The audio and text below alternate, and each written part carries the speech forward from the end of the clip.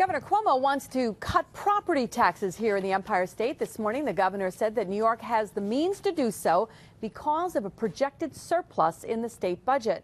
Joining us now to talk more about that is our political analyst, New York Post state editor, Fred Dicker. And Fred, as I understand it, the governor said today on the radio that our property taxes were the highest taxes in the state, or the most collected taxes.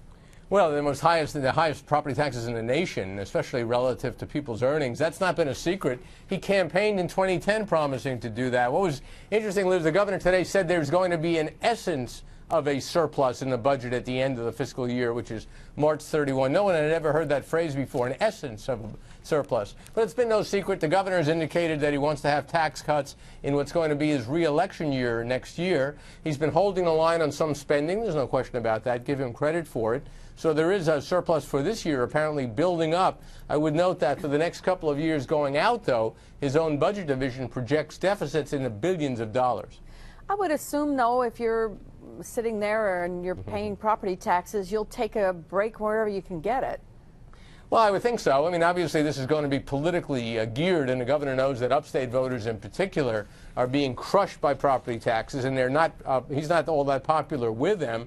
So it does seem to have a political angle to it. Keep in mind, though, he did impose in his first year, successfully, the first year in office, a property tax cap, which may or may not have really held the line on property taxes. A lot of people were unhappy that it didn't do more, and now it looks like he's trying to make amends for what he failed to do during his first few years. I am a little intrigued by this essence of a surplus. Do we have any definition of essence in this case?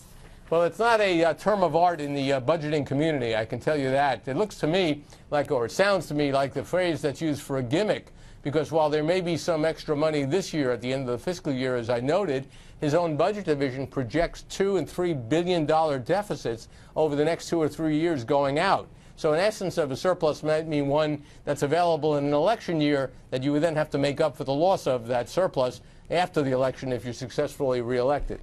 So you didn't really bring you follow up that? Okay, go ahead. I'm just saying, did you follow that? Now, pretty well, I think. And I was just going to add that he didn't really talk about the fact that they are the highest in the nation.